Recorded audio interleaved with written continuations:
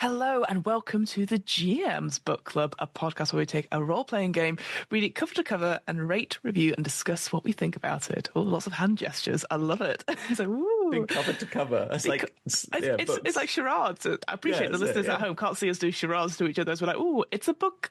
It's a film. It's a film.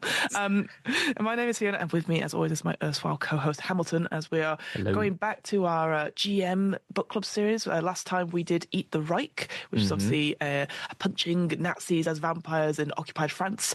And we're back for our second episode. We chose Eat the Reich together last time, but then you were like, let's do fantasy, but then go way, way back. So, Hamilton, what's our book of choice for GM's Book Club today? We are looking at Warhammer Fantasy Roleplay 4th edition by Cubicle 7. That is what we're looking at. That is what we're looking at, Or WFRP, as it's known to. WFRP. Yeah, which it was known from the outset. I've got a picture from an article from ages ago in White Dwarf when they talked about it. They mentioned, like, as it's been known colloquially in the office, WFRP. And then so that's become, like, even in GW, they were calling it WFRP in the early days. So it's its official title. And it's a mouthful. Warhammer Fantasy Roleplay is, like, quite a lot. And, like, D&D is a good one. So WFRP is nice. Like, I like that. This 4th edition came out in 2018, which doesn't seem recent. Too long ago, but that's what, 5 years ago? That's 7 years ago. And considering, like, obviously we're going through like a sort of period now where there's lots of like new editions of things. Obviously D&D, the big one, has a 10-year one. I find it interesting because for me, it feels like looking at this book that it's been around a lot longer. And maybe that's just because I'm overwhelmed by the size of this book. I don't know too much about Warhammer. So I didn't realize it was out as recently, if you see what I mean, than I thought. Like just before, like, 2 years before the pandemic. I was in my head, I was like, oh, it must be really old because it's the 4th edition for some reason, you know?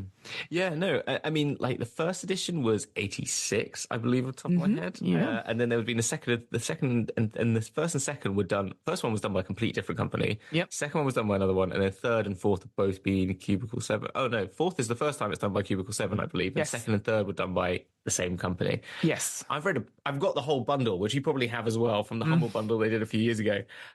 Before we even get into it, if you do like the sound of this, in case I forget to mention it at the end because it's on my mind, do go look. If you do have access to that Humble bundle and have access to some of those old books, they translate so easily because it's all very simple. And I think there's quite a lot of similarities. And there's some online mechanic places you can find where you can literally get the conversion tables, which are a lot easier than 2E to 5E and D&D. But it's a really good resource because there's so many supplements they had in the past, which I think are lacking now. But as you mentioned, editions, it is surprising when you look at Warhammer, which is 40k is in its on its 11th edition now, I believe. Gosh. I think 11th edition or 10th. I 40k, I forget, but it's a 3 yearly cycle for Warhammer. So like every 3 years, you're getting a new edition of the main game. So to see Warhammer Fantasy Roleplay max out at like 4 in 30 years is pretty amazing. That is, And then on top of that, though, there is a new edition coming out, but it's not WFRP.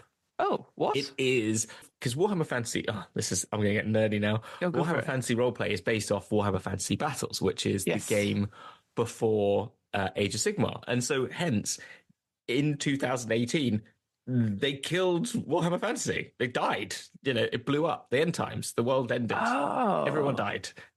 No one survived. Apart from a few famous characters who somehow portaled themselves into the Age of Sigmar, which is like Soulbound.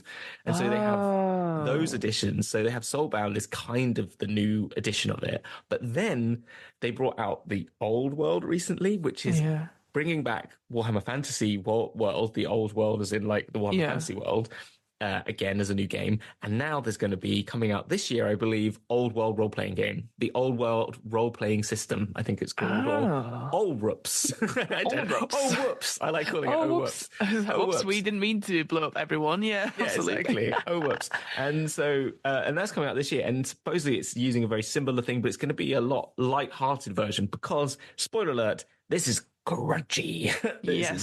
I would definitely say to anyone who's not been around, it's not. I don't think this is your first game as a GM running it for sure, and certainly as a player.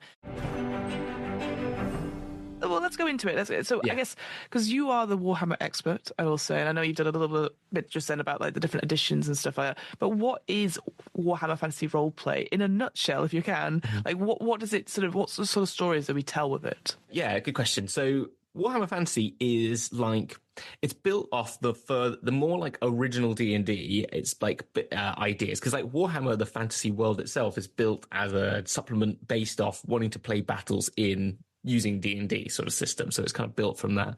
And in that, it's kind of got that old school OSR vibes of the original D&D, which was like sword and sorcery instead of being high fantasy. Like nowadays, D&D is about like, and since probably late second edition, third edition, it's been about like super powerful beings. You're amazing. You can heal, you can run, you can jump, you can bonus action heal.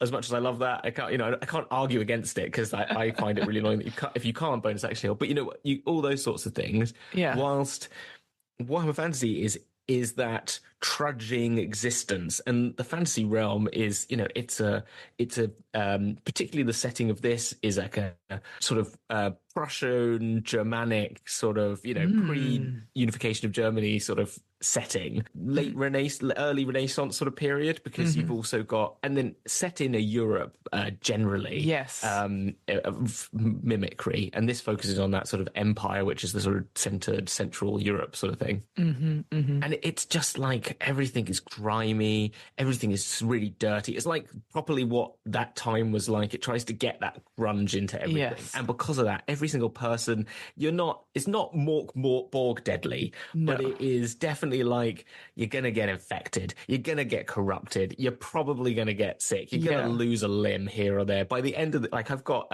a parent friend, like through school, like another parent friend who's really into Warhammer as well, and they play a campaign regularly, and they've been playing it for about 5 years. Whoa. And currently, like, his character's got one eye left, he's got one arm that's corrupted, and he's about to be hanged because they're trying to save him from being hanged because he's like been up to some corrupting business. And then someone else is like, they've already lost 2 characters and they're on their third, and it's and it's looking bad already for this one. Gosh. And it's kind of like, and they say it's just like horrific fun. And so that's the setting. It's very much that, and the world itself is constantly in battling itself and battling beasts and creatures of the dark, but as well like this horrific chaos that is constantly out there to corrupt everyone at every corner, and eat their soul, and eventually, as I mentioned, end the universe as it does in reality. So it's not a fun place to be in, the sort of like, but it's fun. You know what I mean? The way I would put it, because obviously Cubicle 7 is a UK-based game company.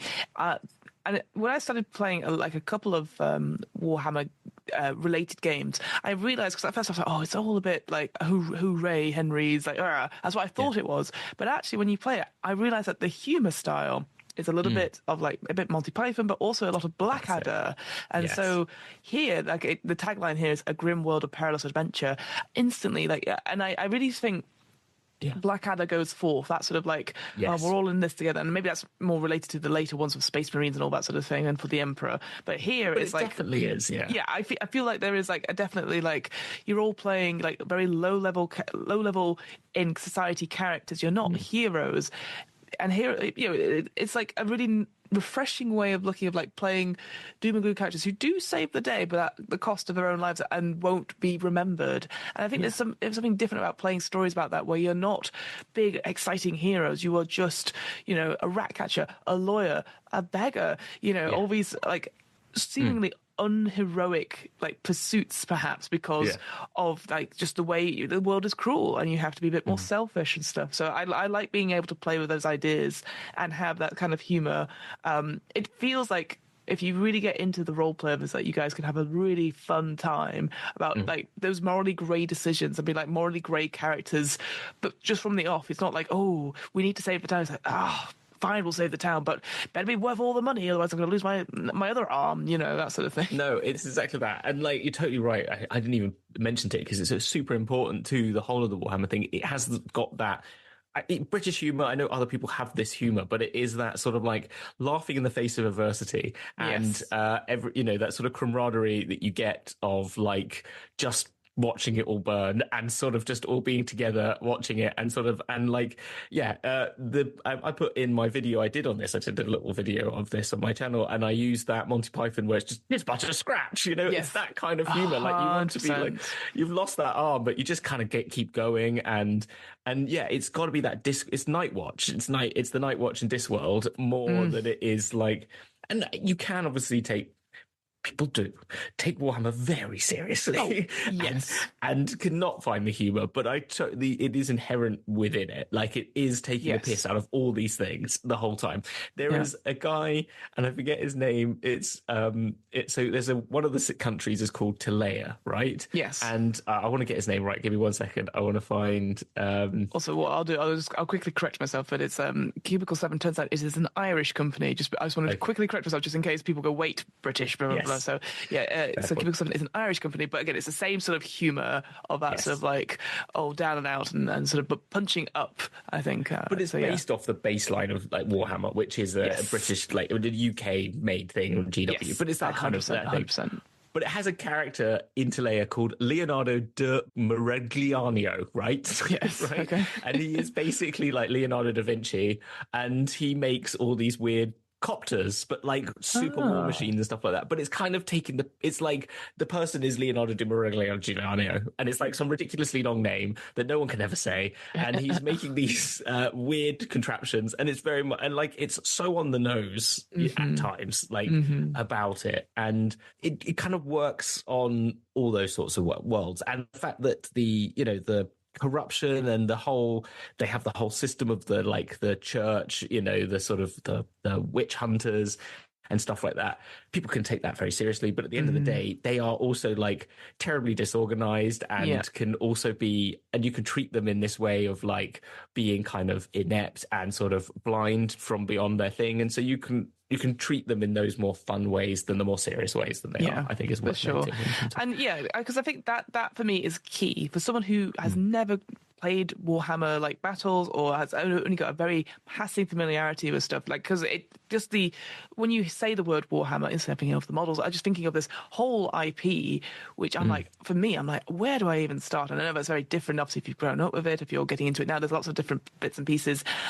So I very much appreciate that going into this, like, again, maybe it's not as obvious until you start reading it. You go, oh, I can play silly little guys, and it's a bit more fun. I can make it suitable for my play style, if you see what I mean. But equally, as you said, like, if you're like, well, we want to be true to like certain bits of the setting, be a bit more serious in tone, in quotation marks, then that's equally as well. So there's definitely some balance as well. And I think for this, that's why I would say, like, again, not your first rodeo as a GM, but if you've got someone who is passionate about the lore and is someone who is willing to take their time and help people learn, then I think it's a really rewarding experience. And it's certainly thanks to you for going through like more time with us, when myself and Taylor, like you were using these rules as well, and you took the time to go through it. And I felt incredibly safe, even though I had absolutely no idea what the main sort of lore is like. You sent us a couple of videos and stuff like that, but then we took our time to learn the system together, and I thought that was just really valuable. It was really fun, and I think that's a good thing to say. Like, I was going to say that off the back of it is, like, as a GM, someone who knows a lot about Warhammer, do feel encouraged to bring people in who don't know Warhammer, because at the end of the day, it is very much tropey. Like, it is very much so tropey. All the things people know. So if you know any fantasy, you come into it, like, if I say witch hunters, they're going after corruption, you got it. It's that. It's not going beyond the box. It's very much in that stable. And so feel free and to do that and slowly introduce the world, because it is just over the top version of our own world, but with orcs and goblins and vampires and stuff. But it's just Renaissance Europe at the heart, or, if you want to go further afield, America does happen to be run by dark elves, but I don't know what you're talking about. That might be the case these days, to be honest. So. But just to quickly hit on that setting as well, because as you said, it's sort of Renaissance Europe, so medieval, or later stages of medieval Europe, and that feels so much different to than what we traditionally think of in high fantasies, like castles and stuff. So maybe around France, a little bit of the UK as well, like, because like I can visually easily see. And again, there's some cracking art here as well. I'm like, oh yeah, that's definitely, like you said, like Germany, maybe other sort of Eastern Europe countries. I'm like, I recognize that architecture. Yeah. And that, I know it sounds so silly. It feels so different to like, another castle. Another castle, you know. So yeah, there are realms like that in the Warhammer world. Yes. Bretonnia, as it's known, which is sort of proto-France, kind of built on. It's all chivalrous.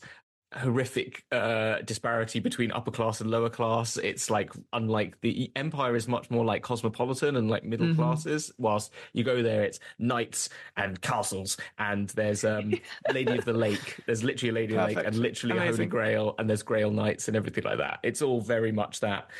England is, I love it. It doesn't really go there very often because it says it's called Albion. It says it's just a misty land of rain and no one goes there. And that's it. And if you do go there, they're just weird creatures. And it's just like, yeah, there we go. Well, that feels valid. But there are some Thanes of like, which are kind of dwarves, sort of Celts, which are kind of cool. I like them. But yeah, it's kind of, you can find that, but they don't focus on it as much as they do the Empire. Yes. And particularly in these books. And I think because of that fact, weirdly, you know, everyone thinks of like fantasy being very Eurocentric, but actually this period particularly, because it does go, like I mentioned, Tilea, like the Renaissance, there are sort of gyrocopters, sort of like things like that, and there are steam tanks, so they're like tanks that are like covered in metal and move about and shoot, and there are guns and there is gunpowder, you know, so it is a little bit more futuristic.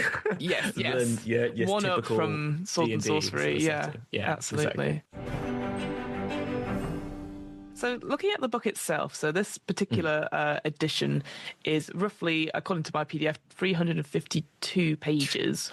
Yes. And I said this jokingly to you off recording, but I always get a little concerned when the book buffers as I'm reading through it. Yeah. So even if you decide like us fake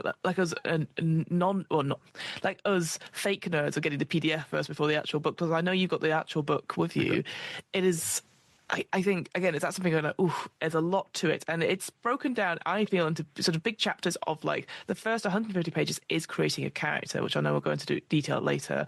And then about 50 to 60 pages of like rules, settings, and then a little bit more about the lore, and then the bestiary at the back. And I want to talk about the sort of general structure of this book compared to our last episode when we talked about Eat the Reich, which was very much like safety tools, and then here's the setting, and then obviously pre-gen characters. That sort of, you know, so you got people into like what the feeling was about.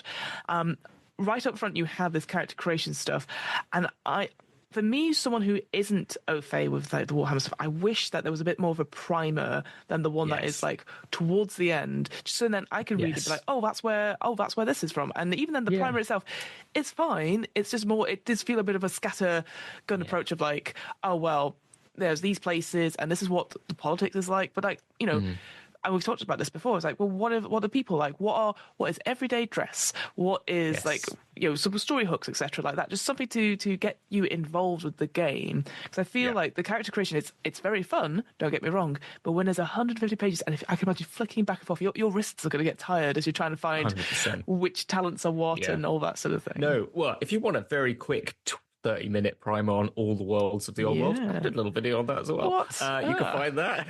It's called like Realms of the Old World. But you're totally right. I agree. And it does expect a lot of people to come to this thinking that they know Warhammer, which I think is a shame, because weirdly, and I don't know, kind of interestingly, I think I mentioned it in my other video, which is that Warhammer Fantasy built the lore of Warhammer, the role-playing game built more of the lore than the Fantasy Battles ever did. How interesting. And like it's attributed like a lot of the like the detail and the peoples and the locations and the maps of those locations and the way the world worked grew so much out of the role-playing game as more than it ever did anywhere else. And so they had those nations, they had these things, but they never really like delved into them. And so like, for example, I mentioned in the book, like one of the books in my other video, like the vampire one called Night's Dark Masters, for example, is like, that's got the history of all vampires, which is now canon pretty much ish in the lore, which is like a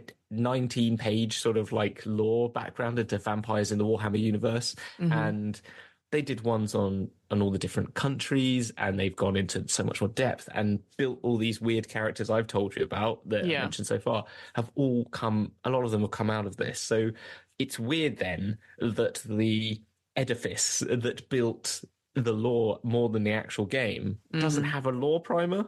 Feels weird. And maybe if you did have the thing you mentioned, like I don't know if we mentioned this off or on podcast, but your desire, because of this well, you could probably say it, but you wanted to split this book. Yes, no, I feel like, because obviously we've got stuff like the D&D split up, like Bestiary Game Master book and Player's Handbook. I feel like this nowadays, I wonder if you have the separate things like Player's Guide, which is just character creation, GM's sort of Bestiary rules of play, and then a primer, like a setting primer perhaps, just to split the three of them up, just so that, and still sell them together as a bundle. Yeah. Just because, again, I'm imagining if you were in person when this, again, I'm thinking this, because this came out just before COVID and before us, going properly online. And not saying that we weren't online at this point, but then I can imagine just sitting around. You probably would have only bought one copy of this book because it's bloody massive and probably quite expensive.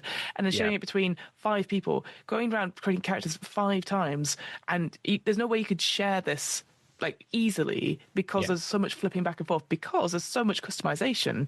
There's so much in terms of like, what does this skill do? What does this characteristic do? 64 different classes to choose from. 64, the classes and career stuff. And then, of course, it's limited because of the species you roll. And so, again, don't get me wrong, I really love it, but I don't know, maybe you know this more than I do, is if there is a way to do this, not generate characters automatically, but a way to create characters quickly online, very similar to the D&D model. I don't know if there is one, and I feel like that's the key thing that maybe holds this book back from me suggesting it to people, like recommending it, like, hey, we could play an online game of it, because I can imagine this session 0 creating characters would take a very long time, which is not necessarily a bad thing, because you can really get into the nitty gritty of it. But especially if it's your first character and then suddenly 2 sessions in, your character's dead, that's it. It's a lot of investment, isn't there? Exactly.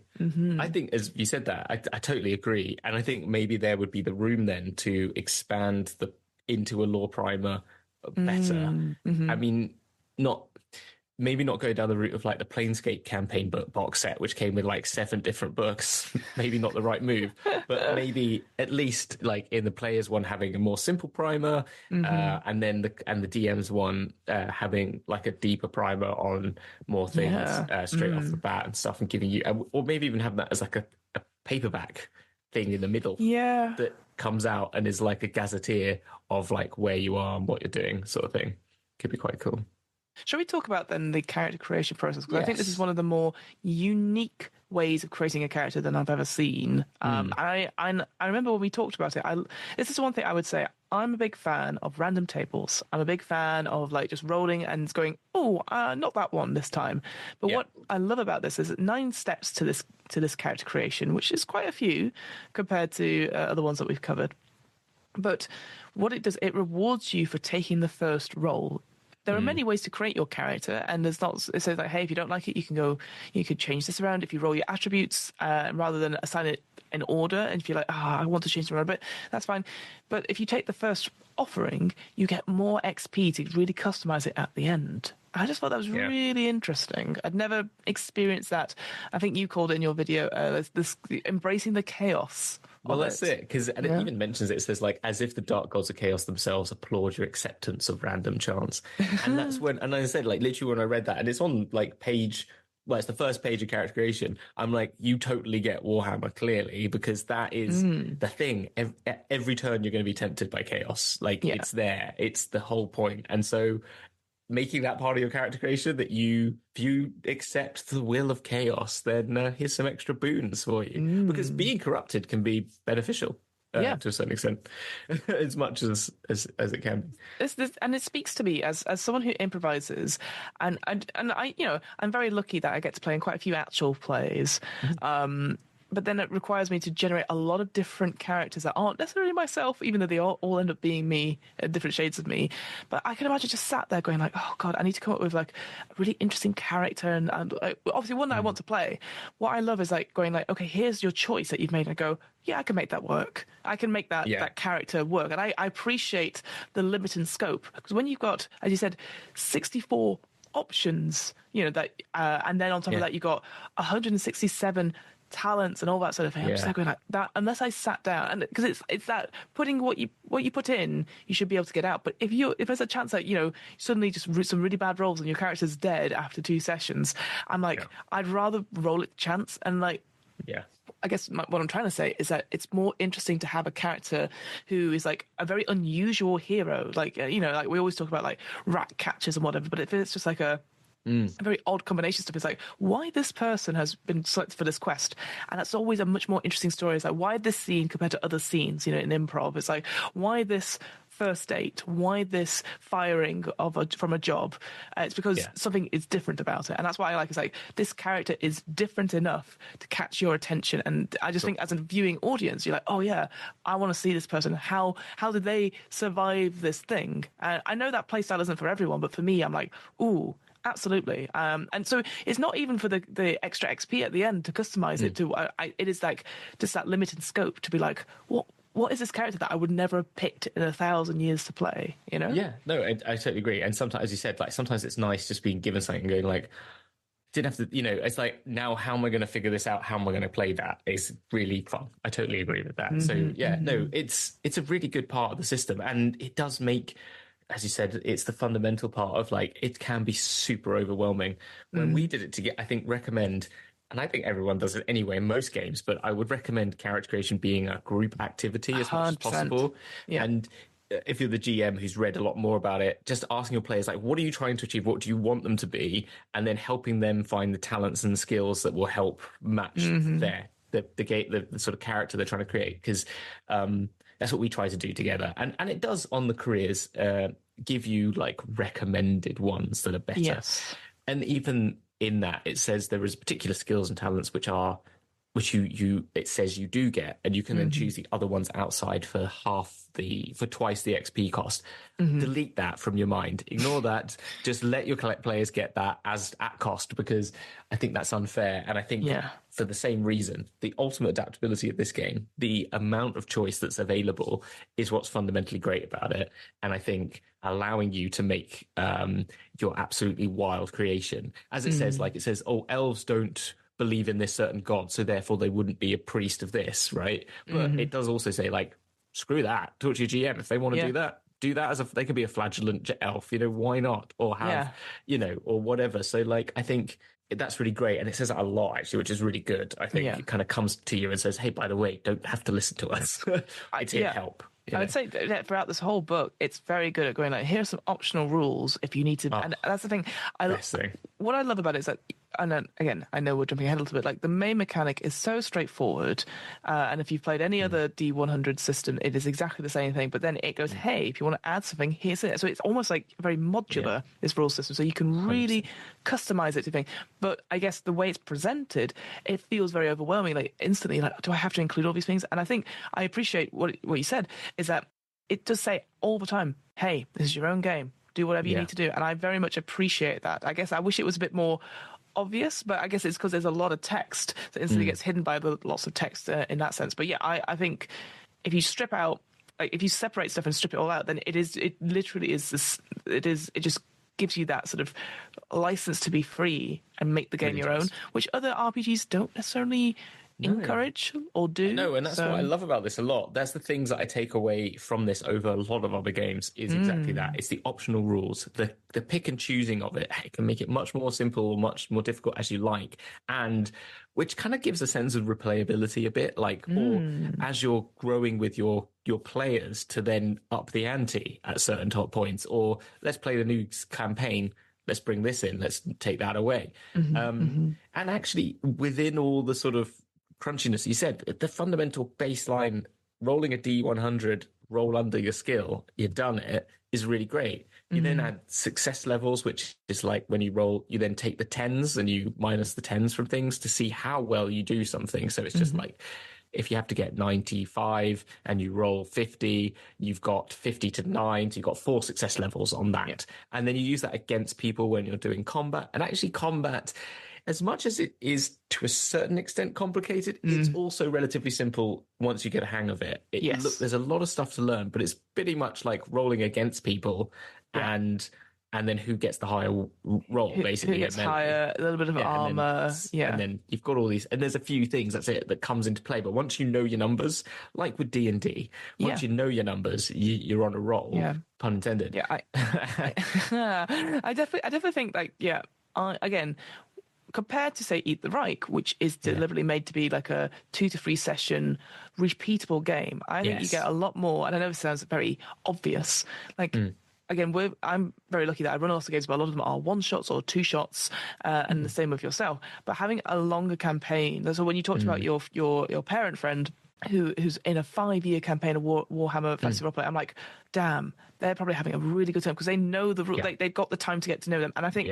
that's the thing. I think systems like this one, you need to have a 6 to 8 session and be willingness to do that awkward bit at the beginning where you're like, I'm just learning and it will be fun. You know, I think, and maybe we don't, I know a lot of people don't have time nowadays to learn new systems. We've talked about this before. Like, I just want to go back to old one I already know, D&D, because you had time to learn D&D back when you were like a little bit younger and stuff. So here I'm like, yes, I can imagine, as we've discovered when we did more time, having a few more sessions just to really embrace it. Because again, you won't use all the skills, you won't do all the things. So I very much appreciate, I think, again, having 6 to 8 sessions for something like this to really taste it as a short story. And then if you want to do it again, you can absolutely do it again. You get through that awkward, the board game phase is what I call it, where you spend that half an hour at the beginning reading all the rules and then you set up and then you play, and then it's fine.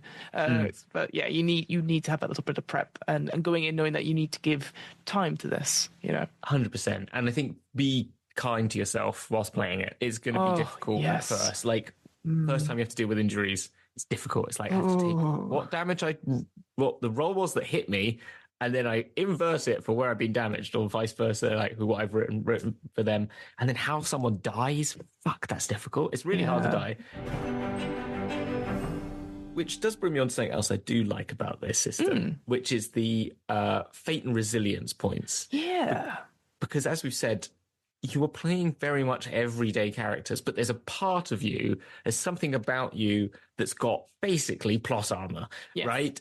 Which is you can as a GM or a player, you can take that inspiration however you like. You're blessed by one of the kinder gods, like Sigmar blesses you somehow, or you just are in a movie and therefore you're just lucky, right? Yeah. And so fate and resilience allows you to have these moments where you can either use these points that you gain throughout the game and utilize them to survive dying to a certain extent. In some of them, you can say, I use this, one of my fate points now to, you wash up in the river, like that's what happens. You like get stabbed and you wake up and they think you're dead, but actually the next morning someone finds you and you wake up in a hospital or in a church of Sigmar and they've healed you back to life or something like that. However you want to make it work, which is really great because it really does help allow the game to be gritty, allow the game to be brutal to as it needs to be to fit the setting, but to allow your players to feel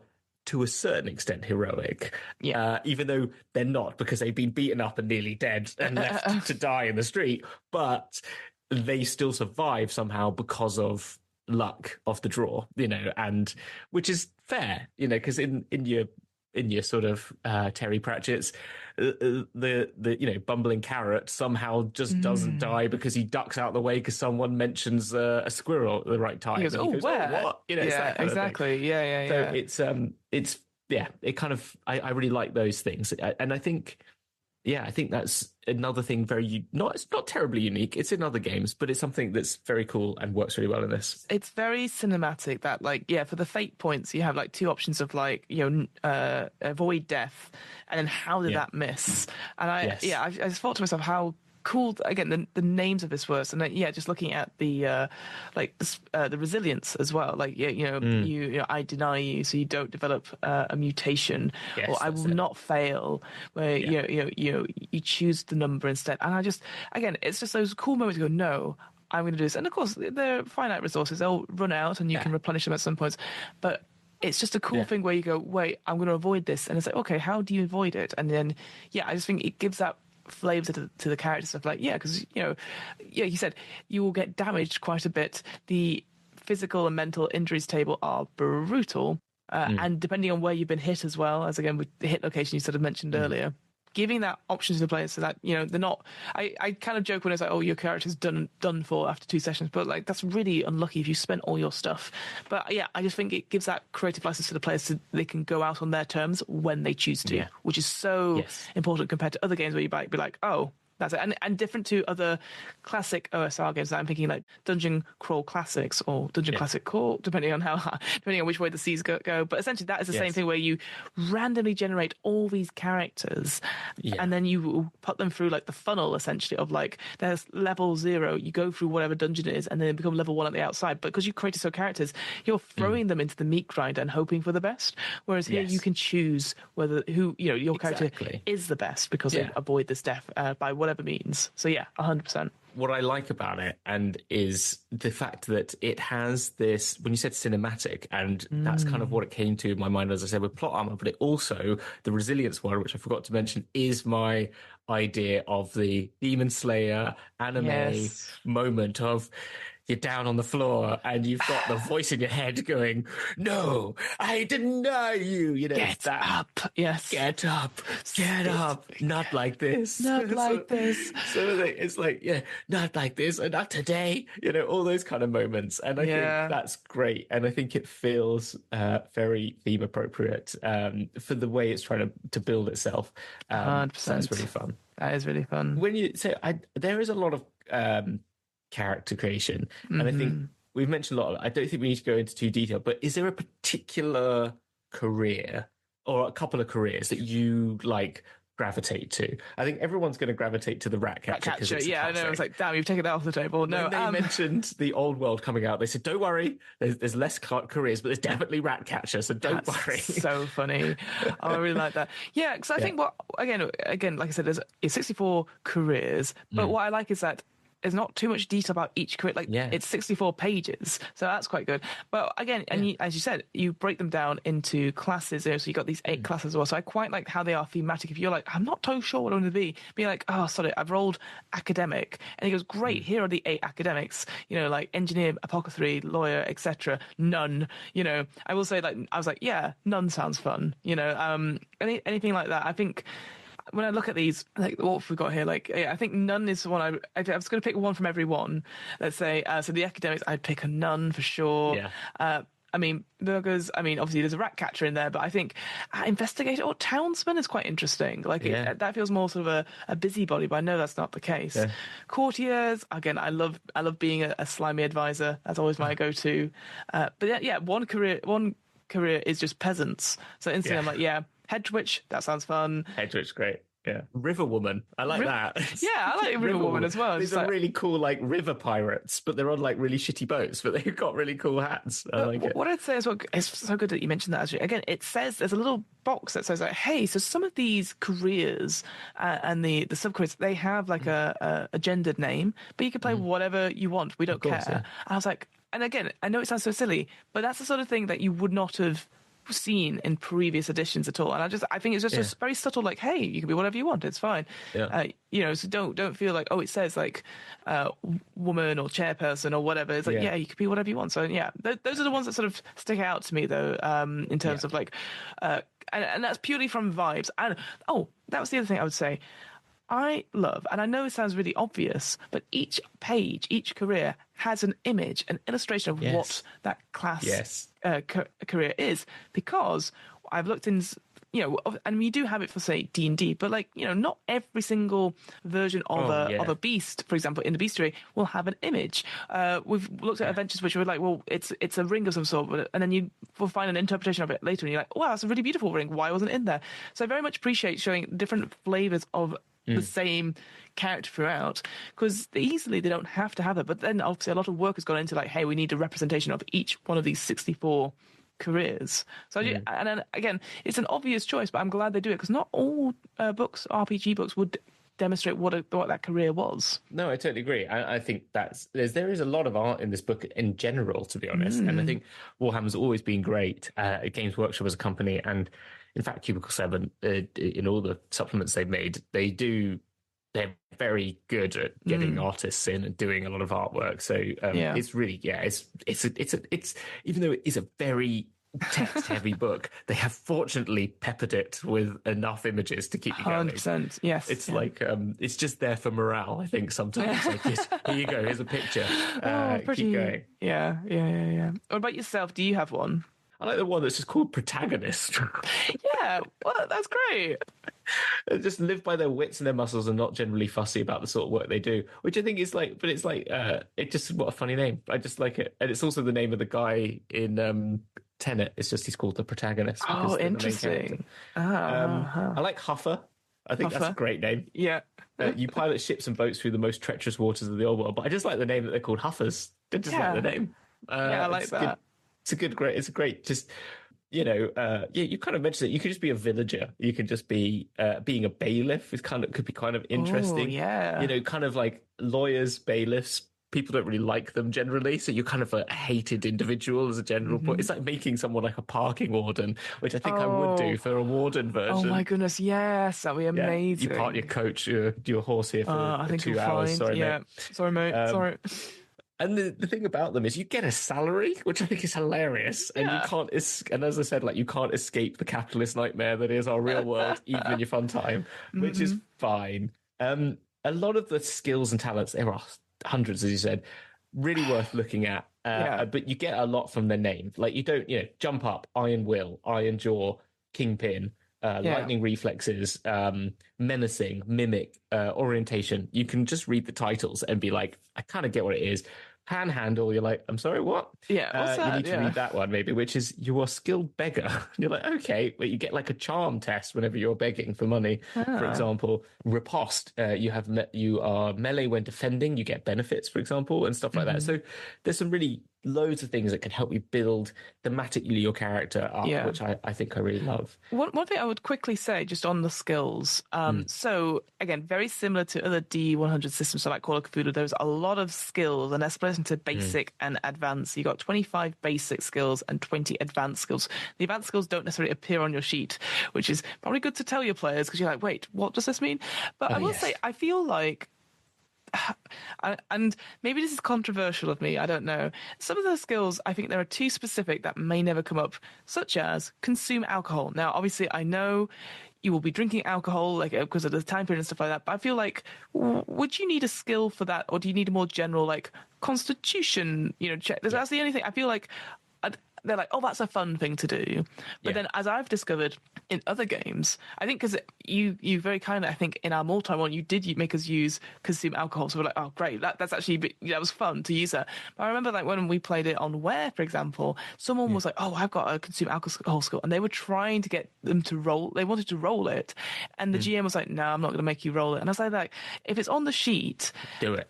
But like, I feel like it's such a specific thing, which maybe is so specific to the time. I think you need to get something else for it, or consume it down a little bit. You know what I mean? I would use it, as I did in the game, for like consuming poison as well, or for consuming other toxins. And I think and like your resistance to those things. So exactly. I think you're right there. It does feel very specific.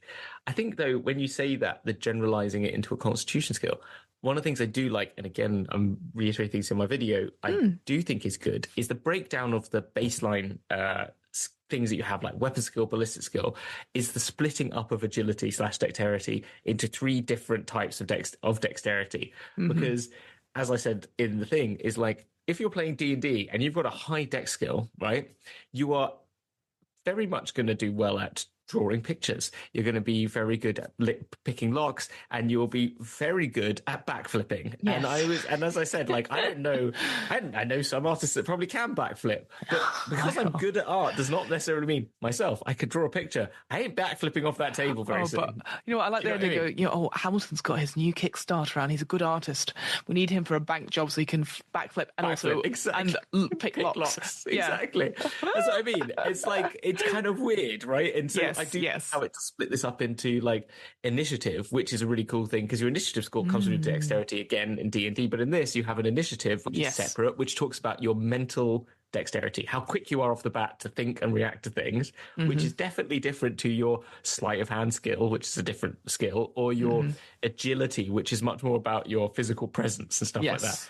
And it has like I like how initiative is, and there's a kind of a wisdom one as well, which is kind of wisdom is sort of like a mental dexterity thing, which is kind of helps you against corruption. And it sort of speaks about them. It's just the way it breaks down the skills I find a little bit more interesting because your dexterity skill isn't tied to your ballistic skill, which is using ranged weapons. It's just like, because technically you're going to have to train at that. You're not going to be just because you're good at backflipping doesn't mean you can be good at rifle shooting. It's like, it just makes a lot of sense. And of course, if you are good at manual dexterity, you might be better at those things, but not necessarily. And I like it for that. I think this is where the crunch is all done with sense and reason. No, I 100% agree with that. I think, so I feel like there should be a little bit of streamlining in certain skills, but I agree. I like the separation of certain things to make it like, again, gets back to that grimy realness, right? That is a reality, because you'd be like, oh, that the rat catcher, they're very good at backflipping, but they're terrible at picking locks for whatever reason, you know? I was just trying to think like what's worth, because as you said, there's 150 pages all on like building your character, and we've kind of mentioned a lot of the rules and how the mechanics work, and I think like we mentioned corruption, and there is a really good corruption mechanic, and you could go into, but it's very much as you'd expect. You come into contact with things that are horrific, evil, demonic. You have a chance to get corrupted, and you have to roll against it. And if you have more corruption points than your wisdom score, then, or your toughness score, depending on if it's a mental or physical corruption, then you take the corruption point, basically. And so that's how you take the corruption point. And then if you gain more corruption points, then you basically end up corrupted, and you can take on physical manifestations of that. Magic is a nightmare and is just not worth reading unless you're going to be using it a lot. It's just... I like the lore about the magic. They're called winds, and they've got different colors, and like the idea that the law of light is white. And that's the most difficult one because it's got all the other powers combined, like all the other colours in it. And I just thought that was so, or that's how I perceive it. I know that's not how colour theory works, but I like that idea that depending on how the different ways the laws are, that this one more difficult than others. So I thought that bit was really cool. But I then, my eyes did glaze over a little bit when it came to the magic rules and channeling and all that sort of thing. So I think, again, is that sort of thing where like, this is an optional thing. Like, how likely is it that the characters that you've rolled are going to be actual spellcasters? Like, a lot of them aren't, and a lot of them are like, again, we didn't really mention this, but like the species, if you randomly roll, the likelihood is that you're going to be human. It's very unlikely that you're going to be a dwarf or an elf or anything like that, because of the way they've deliberately sort of spaced it out. Well, these are much rarer creatures, these are much rarer lineages. Obviously, if you pick it, then great, but just so you know, that majority of it will be humanoid humans, which I thought was really interesting. But when I read through the magic rules, I was like, you know what? This is not for me right now, and that's fine. But I think just if you are going to use magic in your game, just taking that time to look at it and maybe look through some actual plays, maybe even ask people who've played it, or maybe other sort of, you probably have some Warhammer podcasts that could recommend more about the actual magic element of it. But it's I think, again, it's modular, this game, so you can really build up on it from that basic D100 test. It's obviously interesting, and I do like how it has like miscast tables, which I think is fun, and I like that a lot in Morkborg, for example, which is a little bit simpler version, but I do like it. I think the Winds of Magic are really interesting. I noticed this last time we talked about this when in our test stream for this sort of thing, that if you play Age of Sigmar, all the 8 realms are the 8 Winds of Magic reinterpreted. Yes. Because and so if you play Soulbound, you'll be, I think it's based mainly in Gaish or Shimon, I think it is, are the two places, which are metal and fire, I believe. And Azir is the heavens one. Yeah, yes. Akshi, sorry, Law of Fire, that's where it's all set, Akshi. And so that's all the name of them. And yeah, and they're really cool. They've got really cool lore behind them, and there are some fun spells in there. And I think the dispelling rules are kind of interesting. But again, if you played many other fantasy-based magic games, there's a lot of things you're going to find in this that are very similar. You know, you're going to be eavesdropping, you're going to be purifying water, rotting things, adding bolts of lightning, dark vision, teleport, flock of doom is a fun one. And so a crown of flames, which is kind of cool. One of my favorite, soul vortex, which is you hold a shimmering ball of Shaiish, which is the sort of like I believe that is Law of Death. Yeah, that's it. And it erupts into purple flames, swirling with gloomy faces, mouths agape in silent terror. Targets within the area effect received a broken condition, and they targets with the undead creature. The soul vortex is a magic missile with a damage of +10, and it ignores toughness bonus. So it's kind of like what happens is these swirling, open-mouthed heads, very Raiders of the Lost Ark, fly around and then eat people's health energy. So it's kind of fun. Very much Pac-Man style is what I imagine there. Like just like a ghost Pac-Man. Yeah. One thing, again, it's just stuff that I found interesting. And again, it totally makes sense that this would happen. Because I was reading a bit of the lore and stuff like that, and one of the members of the council that it talks about. So again, we won't go into too much detail about it, but like this idea of like, here's what the typical sort of politics are. It's a high council of Reichland. All that sort of thing. And it goes into like, here are the positions on the council. And one of the individuals, again, I forget what the position actually is. I think it's the chair, the high person of the chair. And they are in a wheelchair. And there's also a section here on prosthetics. Now, I know that sounds really not silly, but like, oh yeah, like, you know, people are still living and they're still part of it, but it's actually to have a section on it, and it's not going like, or you're not, I mean, obviously when you get your arm cut off or anything, if you are lose a part of yourself, then yes, you're going to have some negative, in quotation marks, mechanics. But the fact it goes, yeah, but there's obviously that people have like stuff like gilded noses because that, because you'll have had some disease or something like that. So I just thought it was really interesting that it did, again, subtly highlight that there are people represented from all over, whereas compared to other games in the past, maybe less so. So, when you have those people go, well, why would I want to play a character that has a disability? You're like, well, maybe you can sensitively, and here's a way to do it because it's just a part of the world, like that's the sort of thing. Like if why would I play a character who's only got one eye? It's like, well, we've got eye patches, we've got a false eye, all that sort of thing, and so it's not as remote as we think. Like I always tell the story about I was playing in I won a raffle or something like that, and I was in a D&D game with a quote-unquote celebrity D&D DM who was very lovely, and we were doing his pre-written adventure, and I was like, cool, I will just pick the most obvious, easy thing to play because middle of a con, and I was a barbarian centaur. And we were like, there was like some sort of weird sort of ziggurat sort of thing that we had to get up. And I was like, well, I don't know if I can get up because horses can't climb stairs. There's a sort of jokey thing. Goes, oh, well, actually, there's ramps all the way up. I was like, oh, that's really interesting. So I can get up. Goes, yes. And then DM said, the reason is because, like, people keep talking about, like, people in wheelchairs and walking sticks, and, like, that's not part of my fantasy. But then when I introduced the centaur character, I was like, oh, yeah, well, they will absolutely need a ramp to get up to places and stuff. So I've made the place more accessible. And I was like, right, so you will believe that centaurs can be a thing, but not so much the accessibility thing. Again, we got there in the end to what we needed it to be. So, but like that's just the thing I thought. Like, yeah, I like a world that will include those and doesn't question. Why would you want to play that? It's like, well, of course, people would like to play versions of themselves if they themselves have a disability. They want to see them because that makes it feels more real to them. So I just thought I really appreciated it because I've not seen a section that talks about prosthetics or like has a visual like, hey, there's someone in high power who just also happens to be in a wheelchair, that sort of thing. Yeah. No, I think that's and as you said, it's more realistic to the world we're in as well. Like this would have been a more common occurrence in that period of time. Yeah.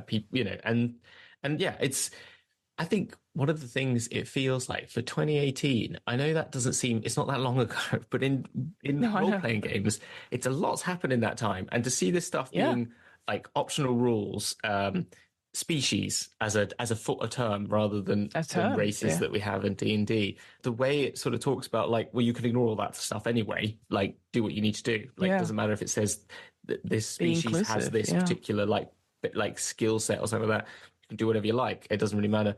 Those sorts of things, even though I think they're better handled these days, and it's still amazing that it's really great to see it being done really positively so early on. Yeah, absolutely. And like, obviously, there's no chat here about safety tools or anything like that. But I know if there was going to do a new edition, possibly, as you sort of mentioned, then there'll be a small section on that as well. Like, I think it's one of those things where I think the heart is in the right place, and that's why, again, appearances can be deceiving with this book. I feel like obviously it's a very big book.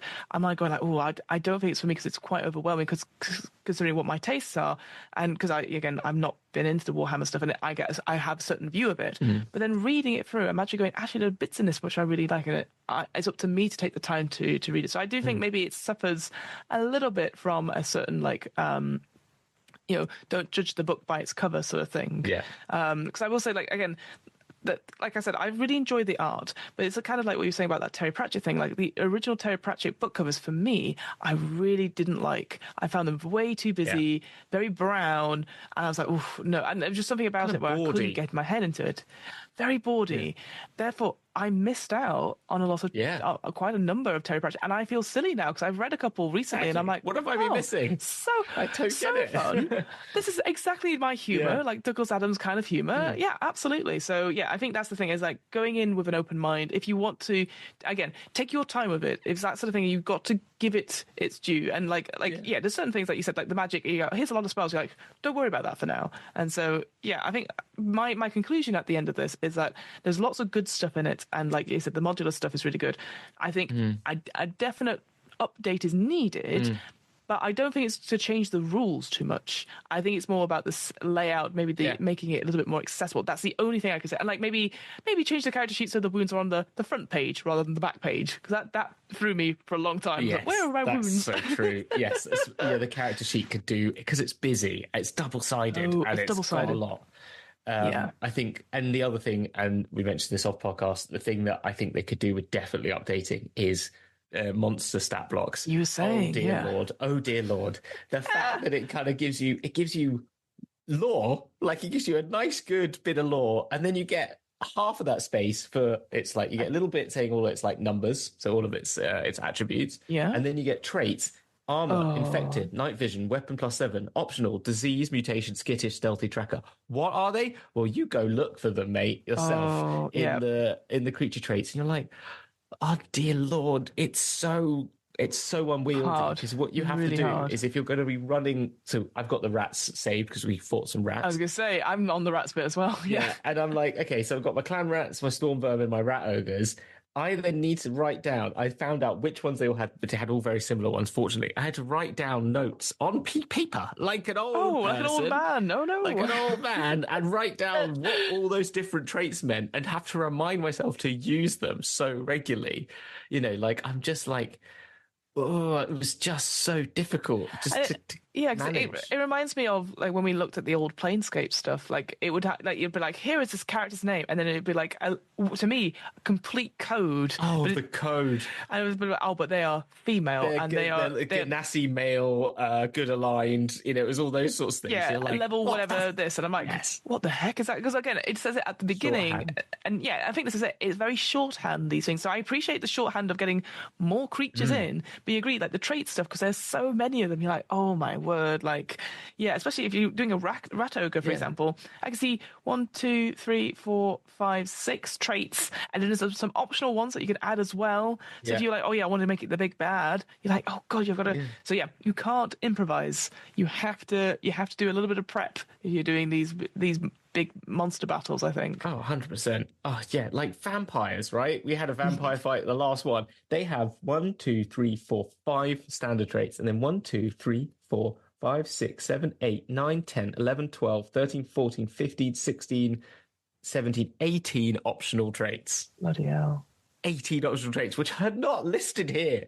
How the fuck are you meant to do this? Like, it's just, it's nightmarish, and I like the idea of the traits. It's cool, but if I was going to do this again, I would rethink that whole process. I'd either, or if it was an internet-based thing where it doesn't matter if it copy and paste it, it's fine. But I would rather there was a bestiary book, like you're talking about, maybe split it into 3 and have a monster manual and give them all their space and make it easy for people to run them, because it's freaking hard. Like, I'm sure people have already done it, but like literally a database where you go, click, and then it goes, here are all the pages to this, and you can I do that with my when I run my games. I just make a database in my Notion now, and it's just so easy than just having to click back from the book or scroll on the PDF. But yeah, again, it's that sort of thing where I think over time you'll be like, oh yeah, I know what night vision does. I know what vampiric does, and you're like, cool, but yeah, in the moment, so if you're looking for a 0 to no prep game, good luck. It's not. No, this is Warhammer. Not. Hey, do you want to play some Warhammer Fantasy Roleplay tonight? Yeah, sure. Let's give it a go. That's not happening. Yeah. Oh, just come up with a character. It's fine. Yeah. Well, we're going to be doing, spoiler alert, a little chat later for our next series. Yeah. And Fiona goes, are we? Yes, no, we are. No, I know. Yeah, no, but I was saying, like, when we did the last one, Mordheim, it took us 2 or 3 chats together to build the characters, understand what we were doing, figure it all out and stuff like that. So it's definitely not it's not even a session 0. It's a prep time thing. You need to probably get together and have a chat beforehand, a couple of Zoom calls with all your friends, or just catching up at the pub and then playing the game. That's the kind of game it is, rather than anything else. I guess to sort of summarize it off, because I appreciate we're coming to the end, as someone who's run Warhammer Fantasy Roleplay, what would be your big takeaway, like, tip that you would give to someone who's like obviously heard us speaking about it and going, yeah, all right, I will spend however many hours like going into like this particular book and getting a group together, like running it as you have done, and obviously preparing for another series as well. What would be your big sort of like, this is something you should do, a big tip, I guess? I would say, if you're a GM, if you have the time, I think you learning. You, as I said with the character creation, it's worth you reading through all those and understanding all those talents, because there's a lot of them, and helping that be the arbiter of help to your players through that piece and what they want to do, and help them build their characters. I think it's going to be really important for people. I know it, and it's information that you can learn and then remove from your brain instantly. You just need to then know the ones that they have. You're going to need pens and paper. You're going to need notes. And as I said, like what I mentioned with the sort of bestiary, like running monsters and stuff like that, use as little optional ones as you can as possible at the beginning, and then start building them in. But yeah, prepping is going to require a lot of prep. And don't be hard on yourself when you realize someone's dying and I don't know what to do, because that's going to happen. My other honest thing to say was, if that all scares you a little bit and the game looks fearful, the setting is great, and I think you can take a lot from the setting. And if you love Warhammer and you're already involved in Warhammer, what I would say is go buy Morkborg and use that to play it, or use a system you're more comfortable to play in those worlds, because what you're gaining from this, I think at the end of the day, is less specific to the actual setting than it necessarily could be compared to other games, right? Like, for example, the Lord of the Rings book, which we've looked at, has such a specific mechanic focused around the way it's trying to make this world. But at the end of the day, at the same time, you can also play Lord of the Rings 5e, and it works pretty much the same. And I think it's the kind of, so at the same time, what it removes from the fantasy, the Lord of the Rings thing, which is this fellowship idea and this thing they're trying to make in the game, it still works without it when you play it with D&D. I think you could still play in the realms of Warhammer in the old world and use your D&D game. I think you just need to take on things like, you're not going to be a super awesome magic person. You're going to miss out on magic corruption. So those sorts of things you might want to bring in. But that's where I say Morkborg's a great idea, because it has all that stuff. It's pretty deadly. It's pretty gruesome. It's in a Nordic, Germanic world anyway. It's kind of a similar land. It's very much heavily focused on that sort of style of game and realm. You're pretty crap characters. You're all living in trying to survive. You've got single digit hit points. Your magic's going to burn your soul out.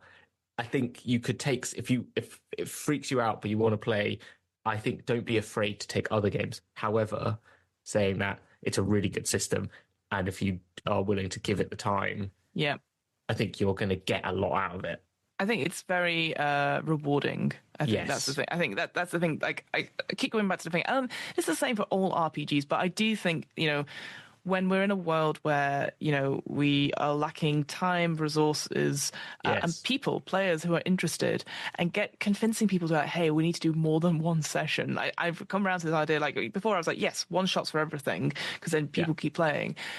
But like, if you're able to find a game for you that your players really enjoy, then I think it's really worthwhile. And I absolutely think like with Warhammer, I can imagine the more I play of it, like again, if I was lucky enough to have a 5-year campaign, I don't know if I would want to play anything else for high fantasy, because because to me it hits all my boxes in terms of humor, in terms of styling, in terms of playing unusual characters who become unlikely heroes.